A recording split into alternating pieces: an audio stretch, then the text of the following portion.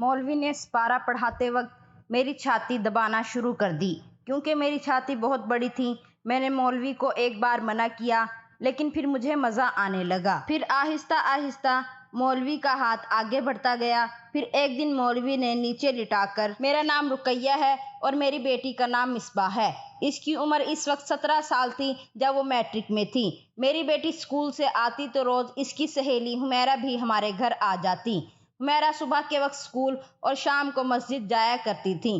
दरअसल मस्जिद में मदरसा भी बना हुआ था और वो हाफजा बन रही थी, और इसी वजह से वो रोज़ मुझे कहती कि इसे मेरे साथ भेज दिया करें। हमारे कारी साहब बहुत अच्छे हैं, वो इसे भी पढ़ा दिया करेंगे। हुमैरा बहुत अच्छी थी, वो हर वक्त नकाब में रहती और अपने साथ साथ मेरी बेटी का भी बहुत ख्याल रखती थी। हुमैरा ने मुझे बताया कि इसने 20 पारे हिफ्ज़ कर लिए हैं और अब वो चाहती है कि मेरी बेटी भी हाफजा बन जाए, इसलिए इसकी दुनिया और आखिरत दोनों ही संवर जाएंगे। हुमैरा की बात तो बिल्कुल ठीक थी, मगर मैं अभी मिसबाह को मदरसे नहीं भेजना चाहती थी।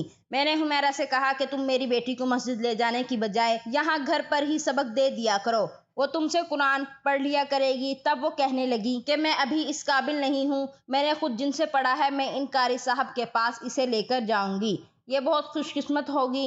कारी साहब बहुत अच्छे और बहुत ही नेक इंसान हैं। मैं जानती हूँ कि आप बेवा हैं, अपनी बच्ची को लेकर परेशान रहती हैं, आम तौर पर किसी पर भरोसा नहीं करती होंगी, लेकिन आप यकीन रखें, मैंने अल्लाह का कलाम हिफ्ज़ कर रखा है, हम लोग ऐसे वैसे नहीं हैं। मैं आपको कभी ठेस नहीं पहुंचाऊंगी। मैं इसकी बात सुनकर मुतमईन हो गई थी। इसने मुझसे कहा कि कल से ये कारी साहब के पास पढ़ने जाएगी तो आपको कोई एतराज़ तो नहीं होगा। मैंने कहा नहीं बेटी, मुझे भला क्या एतराज़ हो सकता है, मैं कभी तुम पर शक नहीं करूंगी, तुम मेरी बेटी को जहाँ चाहो ले जाओ। मैं क्या जानती थी कि हुमैरा का कसूर ही ना हो आगे, मेरी बेटी के नसीब में लिखी कालक इसके चेहरे पर लग कर ही रहेगी। मैंने अपनी बेटी को जाने की इजाज़त दे दी। अगले ही दिन वो बुर्का ओढ़कर मौलवी साहब के पास पढ़ने चली गई। मेरी बेटी बहुत शरीफ सी थी, मगर जब से वो मस्जिद जाने लगी थी, शाम को आकर अक्सर खोई खोई सी रहने लगी थी। एक शाम तकरीबन 5 बज गए थे, अभी तक मेरी बेटी नहीं आई थी। मुझे परेशानी होने लगी कि वो अभी तक क्यों नहीं आई। मैंने हुमैरा को फ़ोन किया कि मेरी बेटी घर क्यों नहीं आई। वो कहने लगी कि आज मौलवी साहब इसे ज़्यादा सबक पढ़ा रहे थे, इसी वजह से इसे देर हो गई होगी। आप फिक्र नहीं करें, मैं इसको लेकर ही घर आऊँगी। हुमैरा ने मुझे तसल्ली दे दी थी। मेरी बेटी शाम के 6 बजे घर दाखिल हुई तो वो बहुत थकी थकी सी लग रही थी। इसके चेहरे पर नज़र पड़ते ही मुझे लगा जैसे बहुत ज़्यादा थक गई हो। क्या हुआ है बेटी, मैंने इसे संभालते हुए कहा तो वो लड़खड़ाती हुई सोफे पर बैठ गई। अम्मा मुझे पानी ला कर दो, इसने थकी हुई आवाज़ में कहा था। मैंने देखा हुमैरा बेटी से सरगोशियों में कुछ बातें कर रही थी। अब मिसबा ने अपना हुलिया ठीक कर लिया था। अम्मी जान, बस मुझे ज़रा थकावट हो गई थी, काफ़ी देर गुजर गई थी। मैंने कहा बेटी कोई बात नहीं, तुम एक नेक काम के लिए जाती हो, मुझे तुम पर भरोसा है। ये बात सुनकर हुमैरा की आंखों में चमक सी आ गई और कहने लगी आंटी, अगर आप इजाज़त दें तो आज रात को मैं यहीं रुकना चाहती हूँ। लगता है कि मिसबा बहुत थक गई है, मैं रात को इसे सबक याद करवा दूंगी, वरना कल कारी साहब इसे फिर रोक लेंगे। ये सुनकर मैं खुश हो गई। भला एक लड़की के अपने घर रुकने पर मुझे क्या एतराज़ हो सकता है। मैंने खुशी खुशी इसे रुकने की इजाज़त दे दी थी। वो मेरी बेटी के कमरे में ही सो गई। इन लोगों ने कमरे का दरवाज़ा भी अंदर से बंद कर लिया था। सुबह जब मेरी आँख खुली तो मेरा दिल किया कि मैं जाकर अपनी बेटी के कमरे में देखूं। मैंने देखा तो कमरे की रोशनी जल रही थी। मैं खुश हो गई कि शायद मेरी बेटी कुरान पाक की तिलावत कर रही होगी, मगर मैंने देखा वो दोनों कुछ बदली बदली सी लग रही थी।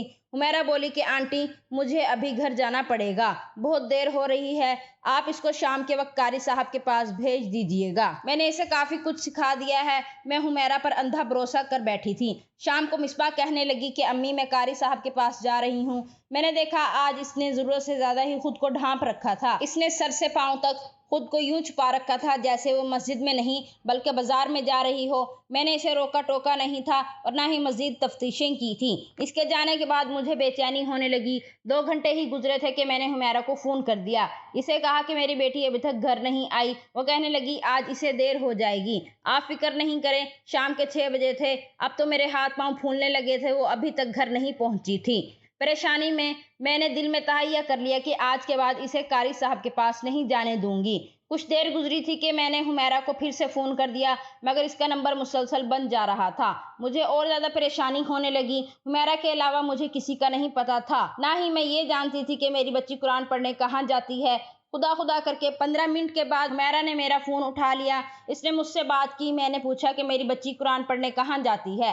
اس نے مجھے مسجد کا پتہ دیا تو میں خوش ہو گئی۔ دل میں ایک سکون سا اترا۔ میں مسجد جا کر خود پتہ کر کے آتی ہوں، مگر جیسے ہی وہاں پہنچی تو میں نے دیکھا کہ مسجد کا دروازہ بند تھا۔ یہ دیکھ کر تو میں پریشان ہو چکی تھی۔ میری آنکھوں سے آنسو نکلنے لگے۔ یا اللہ، میری بیٹی کہاں گئی ہوگی، اسے اپنی حفاظت میں رکھنا۔ میں دیوانہ وار ادھر ادھر دیکھنے لگی تھی۔ مسجد کا دروازہ بند ہو چکا تھا، اب شاید وہ عشاء کے وقت ہی کھلنا تھا۔ میری پریشانی کی انتہا نہ رہی کہ میں عشاء تک یہیں بیٹھ کر انتظار کروں گی، اتنے میں آس پاس کے لوگوں سے بھی پوچھ لوں کہ یہاں پر مولوی اکبر نامی کوئی شخص تھا جو بچوں کو قرآن پڑھاتا تھا، آج کہاں چلا گیا ہے۔ یہی سوچ کر میں بیٹھی ہوئی تھی، وہاں سے ایک آدمی گزرا، مجھے دیکھ کر رک گیا، پوچھنے لگا کیا بات ہے، آپ یہاں پر کیوں بیٹھی ہیں؟ میں نے اسے ساری بات سنا دی۔ اس سے کہا کہ مولوی اکبر کے پاس میری بیٹی پڑھنے کے لیے آتی تھی، آج وہ گھر نہیں گئی، اس لیے میں یہاں پر آ گئی ہوں، مولوی اکبر کو ڈھونڈ رہی ہوں، مجھے مولوی اکبر نہیں مل رہا۔ یہ سن کر وہ تھوڑا گھبرایا، اس نے حیرت سے مجھے دیکھا اور پھر بولا، آپ مولوی اکبر کے پاس اپنی بچی کو پڑھنے کے لیے بھیجتی تھیں؟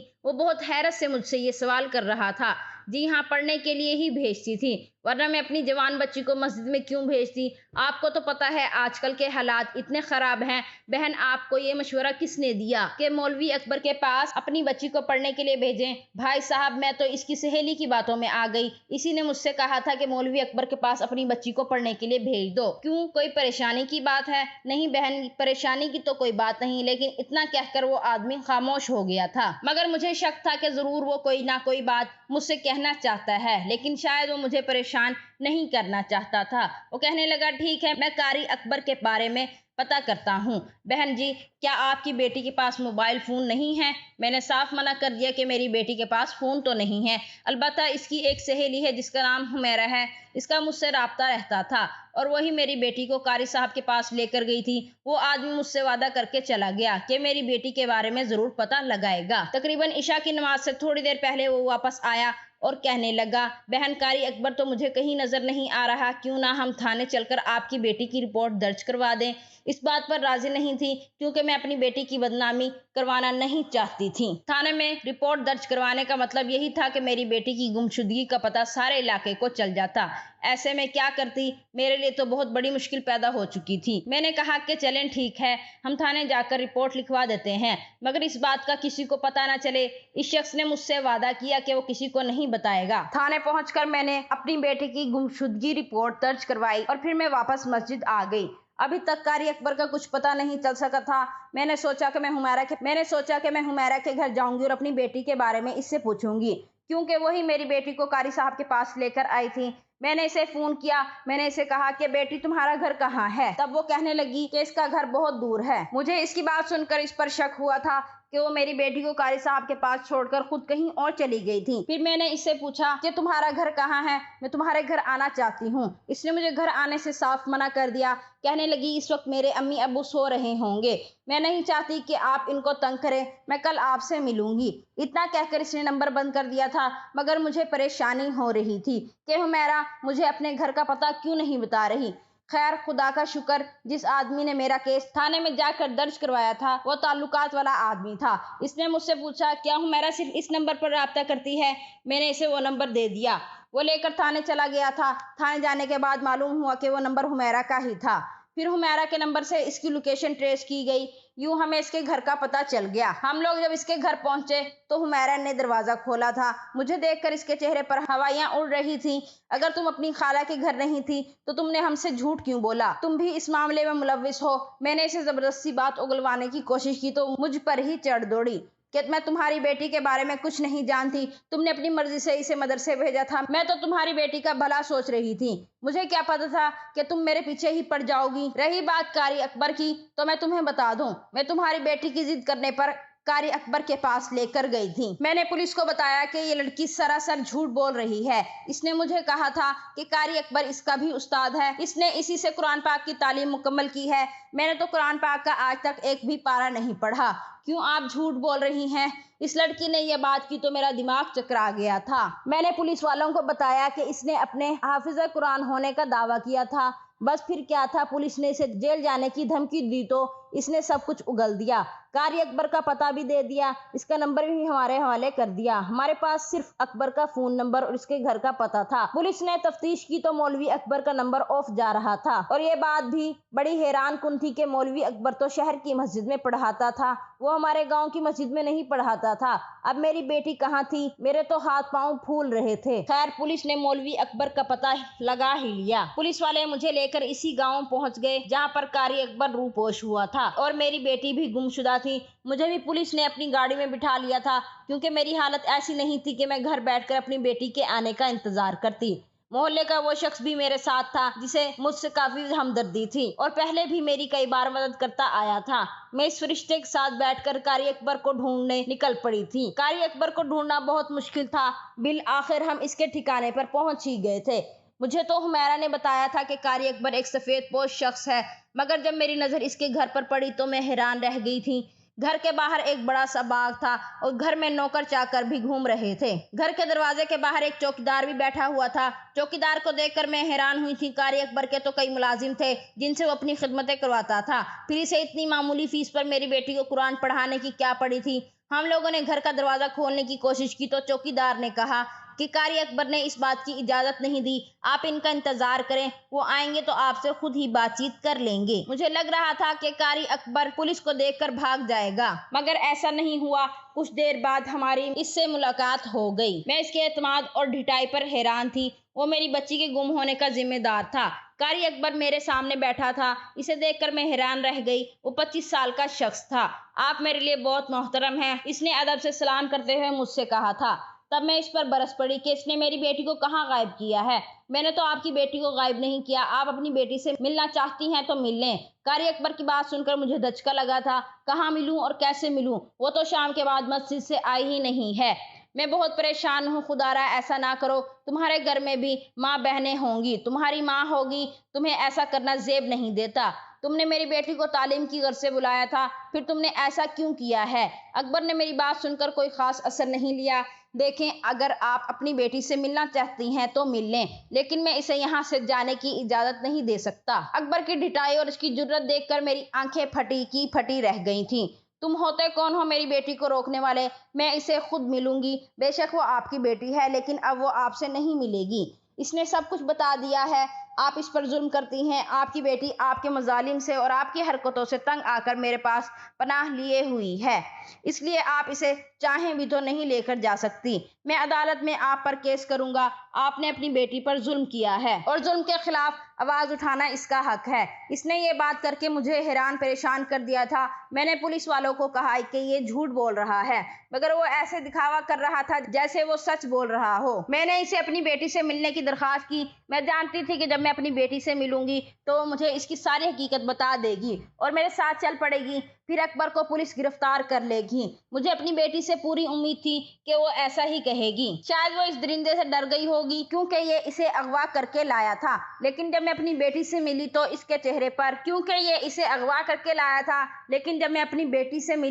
چہرے پر اپنے لیے ناراضگی دیکھ کر میں حیران ہی رہ گئی۔ امی، آپ میرے پاس کیوں آئی ہیں؟ میں اپنی مرضی سے آئی ہوں۔ میں نے اکبر سے نکاح کر لیا ہے، اب یہ میرے شوہر ہیں، یہ جیسا کہیں گے میں ویسا ہی کروں گی۔ اپنی بیٹی کی یہ بات سن کر میرے سر پر تو ایک پہاڑ ٹوٹ پڑا تھا۔ میں اپنی بیٹی کو پھٹی پھٹی آنکھوں سے دیکھنے لگی۔ یہ تم کیا کہہ رہی ہو؟ میں نے تمہارے ساتھ ایسا کیا ظلم کر دیا کہ تم اس لفنگے کے ساتھ مل کر مجھے ذلیل کر کے یہاں چلی آئی ہو؟ امی، آپ تمیز سے بات کریں، انہیں لفنگا مت بولیں، وہ میرا شوہر ہے۔ مصباح کے منہ سے یہ الفاظ سن کر حیران رہ گئی۔ میں نے اسے ایک زوردار تھپڑ رسید کیا تھا۔ تم ایسا کہہ بھی کیسے سکتی ہو؟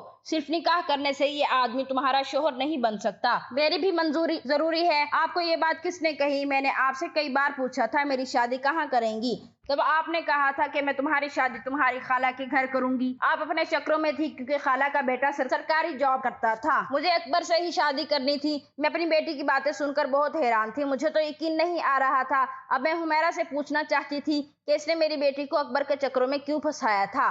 اور ایک ہفتے بعد ہی وہ اکبر کے ساتھ بھاگ نکلی تھی۔ مگر حمیرہ نے جو باتیں مجھے بتائیں انہیں سن کر مجھے حمیرہ سے اور اپنی بیٹی سے نفرت ہونے لگی تھی۔ بھلا اپنی ماں کو کوئی اتنا بڑا دھوکہ کیسے دے سکتا ہے، میں سوچ بھی نہیں سکتی تھی۔ اکبر اس کی طرف نظر اٹھا کر نہیں دیکھتا تھا۔ اکبر کبھی کبھی تبلیغی جماعت کے ساتھ ہمارے گاؤں آتا تھا۔ اس بار بھی وہ کچھ دن کے لیے آیا تو حمیرہ میری بیٹی کو اس کے پاس لے کے جانے لگی۔ بہانہ تو یہی تھا کہ وہ قرآن پڑھنے آ رہی ہے، لیکن اس نے ملتے ہی ساری باتیں میرے خلاف کر دی اور یہ بھی کہا کہ وہ اسے نکاح کرنا چاہتی ہے اور مجھ پر اتنا بڑا الزام لگایا کہ میں اسے غلط راستے پر چلانا چاہتی ہوں۔ تب اکبر نے نیکی کی نیت سے میری بیٹی سے نکاح کر لیا۔ مجھے یقین نہیں آ رہا تھا کہ میری بیٹی میرے بارے میں اتنی غلیظ باتیں بھی کر سکتی ہے۔